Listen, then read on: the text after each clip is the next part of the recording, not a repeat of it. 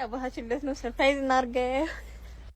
Happy birthday Sally, happy birthday to you, happy birthday, happy birthday, happy birthday Sally.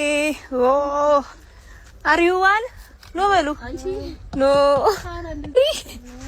Are you four? Are you Stone Age? Yes. ኬክ ላለመግዛት ብለህ የራስህ ልደት ሄድካ አንተ ወለድ ሙታን ስቅኑ ያባቴ ልደት ነው ዛሬ። it's my dad's birthday። ልብላ እኔ አፈር ልብላ ሰውነቴ እየተንቀጠቀጠ እኮ ነው። ልብላ በፊት ልብላ። እሺ ተበያለሽ። ሰውነቴ እየተንቀጠቀጠ እኮ ተበያለሽ። መድኃኒዓለም ሰላም ጤና ይስጥልን። እንዴት አላችሁ? እንዴት ቆያችሁ? እንግዲህ አያችሁት፣ ተመለከታችሁት፣ የራሳችሁን ግምት ሰጣችሁበት። እኔም የራሴን ሐሳብ ልሰጥበት ነው። እንግዲህ ይህ ትልቅ የሞራል ዝቅጠት ወይም ውድቀት ነው። እንደ ማህበረሰብ ትልቅ የሞራል ውድቀት ውስጥ እንዳለን ይሰማኛልና በተለይ እናትየውን አያቱ የሚሆኑ እናትን እንዲህ በረሃብ ማሰቃየት በእውነት ይህ በጣም እንስሳዊ ባህሪም እንደው ከዛም የወረደ አይነት ብዬ ነው ማስበው። እና ሲቀጥልም እነዛ በአባታቸው ቀብር ቦታ ሄደው ሃፒ በርዝዴይ ወይንም ደግሞ ልደቱን ለማክበር ሳይሆን እንኳን ሞትክ የሚል አይነት አንድምታ ያለው ነው እኔ አረዳዴ። እና ዋናው ጥያቄ የሚሆነው ምንድነው? ይህ የሞራል ውድቀት ከየት መጣ? መነሻው ምንድነው ነው? እንግዲህ እኔ ሲመስለኝ ብዙ ትንታኔዎች ቢቀርቡም ለምሳሌ የግሎባላይዜሽን ያመጣው አንድ ኢምፓክት የሆነ ብዙ ተጽዕኖ አለው። በእርግጥ ያው እንደሚታወቀው ትልቁ ነገር ግን በእኛ ኮንቴክስት የሚመስለኝ የቤተሰብ ያስተዳደግ ልጆችን ያስተዳደግ ሁኔታ ብዬ ነው እኔ የምረዳው። እና ያው ይህ ትውልድ ያለበት ያስተዳደግ ሁኔታ ያው ሁላችንም የምንረዳው ነው። ስለዚህ እሱ ያመጣብን አንደኛው ተጽዕኖ ብዬ ነው እኔ የምገምተው። እናንተን ሐሳብ ደግሞ ስጡበት። በቴሌግራም ሰውን የሚነዳውም ኢትዮጵያ ዓለም ብርሃን የሚባል ማህበር አቋቁሞ እሱም ቴዎድሮስ ነኝ ብሎ ነው የሚጠብቀው።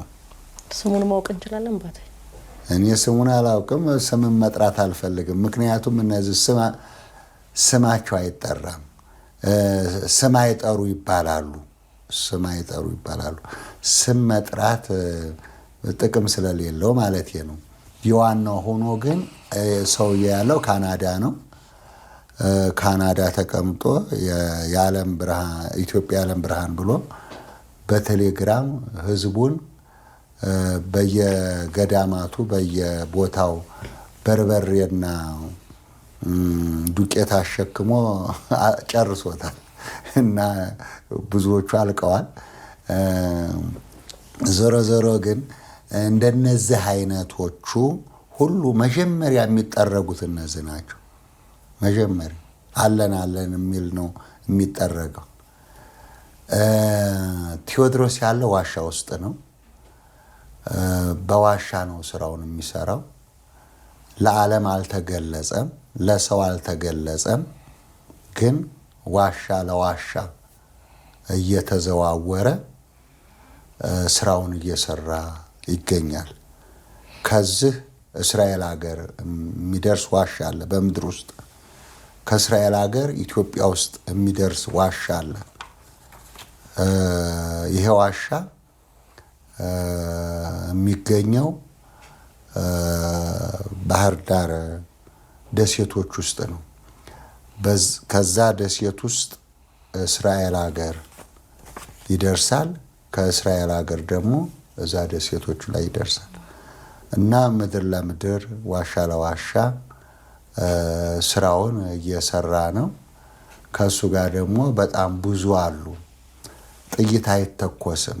እሱ ሲመጣ ጥይት የለም፣ ሚሳኤል የለም፣ መሳሪያ የለም፣ አጃቢ ወታደር የለም። በዘንግ ነው። እና እነዛ ቅዱሳን አጃቢዎቹ ቅዱሳን ጥሩምባና ከበሮ ይዘው ነው የሚወጡ። መለከት እየነፉ ነው የሚያስገቡና ተከራካሪውም የለ ተዋጊውም የለምና ስለዚህ በዓለም ላይ የቀሩትን ነጭ የለም፣ ጥቁር የለም፣ ሴት የለም፣ ወንድ የለም፣ ትንሽ የለም፣ ትልቅ የለም። እነዚህን የሚሰበስብ እሱ ነው እንጂ የልቅላቂው ሁሉ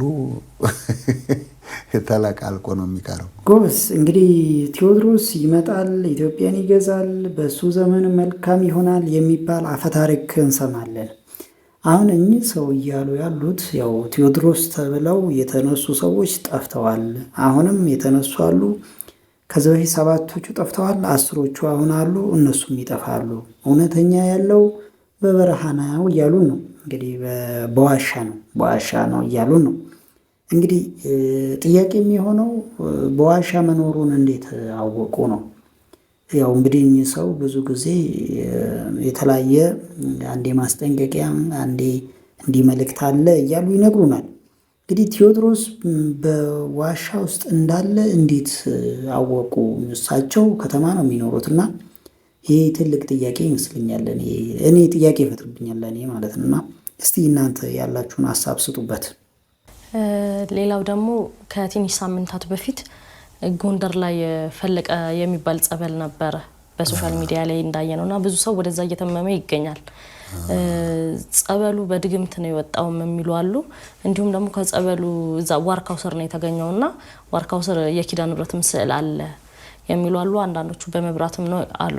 አሁን ከትንሽ ጊዜ ወዲህ ሐሰተኛ አጥማቂያን እየመጡ ህዝቡ በጣም እየተወናበደ ሐሰተኛ ባህታውያን እየመጡ ሰው ግራ እየተጋባ ነው ያለው። የትኛው ጋር እንሂድ፣ ይሄ እንዲህ ነው እንዲያ ነው ይባባላሉና በመጀመሪያ እንዴት ነው እንደዚህ አይነት ነገሮች ሲፈጠሩ መለየት የሚቻለው? እውነተኛው ጸበል መፍለቁን። ሁለተኛ የጎንደሩ ጸበል እውነተኛው ጸበል ነው ወይ? በጣም ጥሩ ነው። እኔም ማዝለው ለህዝቡ ነው። ለጸበሉ ማፍለቅ ሳይሆን ለህዝቡ ነው ማዝ ነው። ለምን ተንከራታች ሆኗል? ህዝቡ ተንከራታች ሆኗል። ምክንያቱም መሰረት የሌለው ስለሆነ እምነት አጥቷል። መጽሐፍ ምን ይላል? ትኩስ ወይም ቀዝቃዛ ስላልሆንክ አውጥቼ ልተፋህ ነው ይላል። ራዕየ ዮሐንስ ላይ ነው። ትኩስ ወይም ቀዝቃዛ ስላልሆንክ አውጥቼ ልተፋህ ነው። ምክንያቱም ትኩስ ከሆነ አማኝ ነው። አማኝ ምልክት አይፈልግም። ቀዝቃዛ ከሆነ አላማኝ ነው፣ አህዛብ ነው። ስለዚህ ወደ ራሱ ነው የሚሄደው። አሁን ይሄ ህዝብ አማኝ አይሉት ወይም ቀዝቃዛ አይሉት ወይ ትኩስ አይሉት ወይ አህዛብ ነው አይሉት፣ በጠቅላላው እየተንከራተተ ያለ ስለሆነ ጌታችን መድኃኒታችን ኢየሱስ ክርስቶስ ለነዚህ ሁለት ነገር አስቀምጧል። አንደኛው የመጀመሪያው ይህ ክፉና አመንዝራ ትውልድ ምልክት ይሻል። ልብ በይ። አሁን ምልክት እያየ የሚዞር ክርስቲያን አይባልም። ምክንያቱም ተአምራት ለማያምን ነው እንጂ ተአምራት ለሚያምን አያስፈልገው። ራሱን አባ ዮሐንስ ይላል። ይሄኛው ደግሞ የዚህ ደግሞ በጣም የለየለት ነው። ከዚህ በፊትም ተናግሬዋለሁ፣ አሁንም ደግሜ እላለሁ። እንደው በጣም ህሊና ያለው ሰው ዝም ብሎ ቆሞ በማየት ብቻ ይፈርዳል። እንኳን በሃይማኖት ውስጥ ያለ ከሃይማኖት ውጭ ያለ ሰው ራሱ የሚፈርድ ነውና እስቲ ተከታተሉት ይሄንን ብቻ። ከዛን የራሳችሁን አንድምታ ወይም ደግሞ የራሳችሁን አረዳድ ትወስዳላችሁ። በ94 ዓመተ ምህረት ነው በስመ ሥላሴ በስመ አብ ወወልድ ወመንፈስ ቅዱስ አሐዱ አምላክ ብዬ አራቱን ማዕዘን በመባረክ ያ ቀዝቃዛ የነበረው አሁንም ቀዝቃዛ ሆኖ የሚወርደው ውሃ አጋንንትን አቃጠለኝ፣ አነደደኝ፣ ጎራረደኝ ሲል የምትሰሙት ስለተባረከ ነው። ውሃ ነበር። ስለዚህ ጸበል ሲያዩት ውሃ ይመስላል፣ ካህን ሲያዩት ደግሞ ሰው ይመስላል። እውነተኛው ካህን ተገኘማ ምን ብገዛለት መቋሚያውን እጄ እንዴ ትዳሩስ ቢቀር የናንተ የኔስ እንዲህ ለብቼ መናኝ ተብዬ ብቼን መጠራቴ ለምን አይቀርም? እውነተኛው ካህን ተገኘ። እውነተኛው ባህታዊ ከተገኘ ዓለምን የጠላ የዚህ ዓለም ጣጣ ያላታለለው በወርቅና በብር በዘረኝነት ያልተበረዘ እውነተኛው ካህን ተገኘማ ለምን ጫማውን አላወልቅለትም? ለምን ጫማውን አልጠርግለትምና? ከዚህ በላይ ሕይወት የለም። ከካህናት በላይ ስልጣን የለም። ስልጣን ለካህናት ነው የተሰጠ። ስለዚህ ነው ሁሉን ጥሩ አርጀ ነው ያዝኩት። ፏ አርጀ እንደፈለግና በመንፈስ ቅዱስ በቃ በስርዓት እያስተዳደርከው እኮ ነው አንተ። አዎ እያስተናገር አንተ ትክክለኛ የኢየሱስ ክርስቶስ አገልጋይ እኮ አይደለም። ትክክለኛ አንተ ለእግዚአብሔር ራስህን ያስረከብህ የኢየሱስ ክርስቶስ ዋና አገልጋይ ምርጥቃ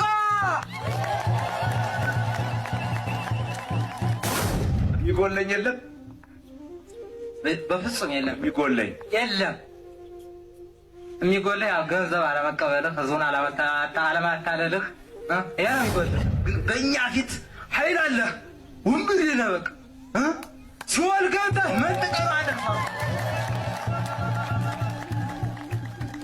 ባራኪው ደስ ይበላችሁ ተወልዱ። ይሄ ነው ምስክር ነው።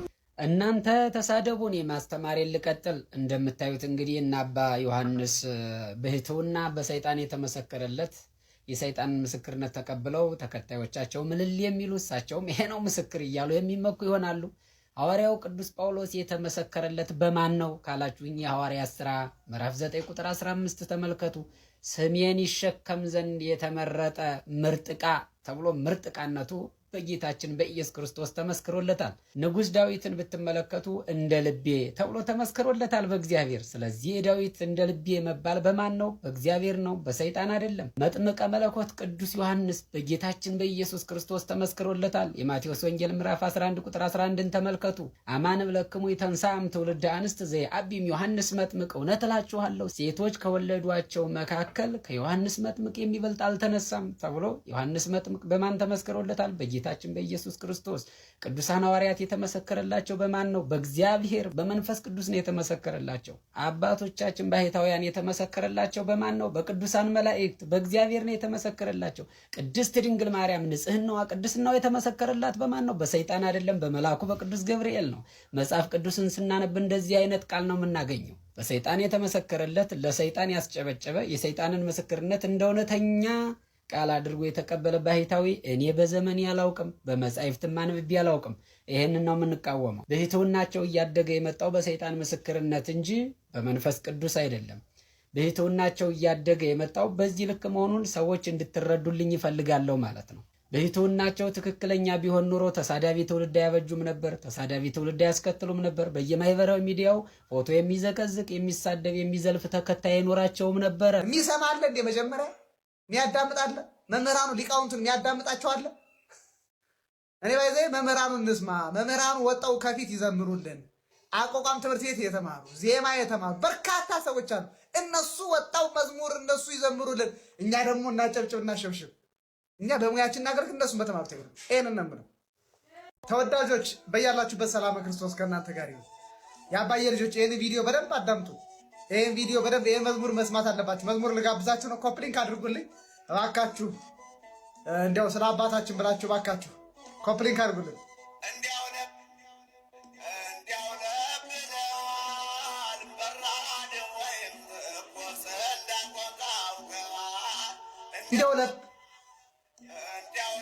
እንዲያው ለብ ነው።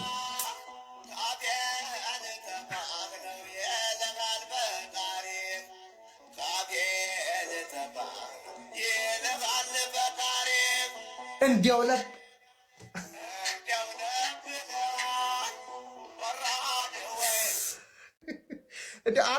ላለመሳቅ በጣም ጥረት አድርጋለሁ እና ምን ላድርግ ታዲያ? እኔ ምን ላድርግ? በኢትዮጵያ ኦርቶዶክስ ተዋሕዶ ቤተክርስቲያን ላይ ለዘመናት ሲጫወቱባት ነበር። መዝሙር አወጣም ብለው ቅራርቶ ሲያሰሙ ኖረዋል፣ ሲያደነቁሩ ኖረዋል። እና እኔ ምን ላድርግ? አሁን ተባብረን ቀኑና ቤተክርስቲያን ማስከበር የመዝሙር ስርዓታችን ማስተካከል ይገባል። በቃ መፍትሄ የምናመጣው የቤተክርስቲያን የሆነውን ብቸኛውን ያሬዳዊ ዜማ ከቅኔ ማህሌት ስንሰማ ያንን ቅኔ ማህሌት ላይ ያለውን ደግሞ አባቶቻችን በራሳቸው ድምፅ በራሳቸው ዜማ ሲያመጡት ወይም ደግሞ እንዘምራለን የሚሉ አካላትን ደግሞ የአባቶቻችንን መዝሙር ያሬዳዊ ዜማ ሲያመጡ ነው። ከዛ ውጭ መፍትሄ አታመጣም። ወደ ጭፈራ ነው የምትሄድ። በቃ እኔ እኮ ዘመርኩልህ። እኔም እኮ መዘመር ይችላል። እኔም ሰማኋቸው እናቶችን እኮ ተዋሰይ ጊዮርጊስ ተዋሰይ ጊዮርጊስ ታወጣለህና ከዘንዶ ምላስ በቃ መብታቸው ነው። በቃ ገደብ መስመር ልክ ካልተበጀለት አይሆንም፣ አይስተካከልም። መስመር ገደብ ካላሰመርክበት ባውንደሪ ከሌለው ሰው እንደፈለገው ይላል ማለት ዘፈን ነው። አሁን እየሰማን ያለው ዘናሪ ከሌ ይባላል፣ አዝማሪ ከሌ ሊባል ይሻላል። እኔ የምለው ባይዘ እኔ የምለው እና ሁልጊዜ ትችት ትሰጣለህ ምናምን የሚሰማለ እንደ መጀመሪያ የሚያዳምጣለ መምህራኑ ሊቃውንቱን የሚያዳምጣቸዋለ። እኔ ባይዘ መምህራኑን እንስማ። መምህራኑ ወጣው ከፊት ይዘምሩልን። አቋቋም ትምህርት ቤት የተማሩ ዜማ የተማሩ በርካታ ሰዎች አሉ። እነሱ ወጣው መዝሙር እነሱ ይዘምሩልን፣ እኛ ደግሞ እናጨብጭብ እናሸብሽብ። እኛ በሙያችን እናገር፣ እነሱን በተማሩት ይሄን ነው የምለው።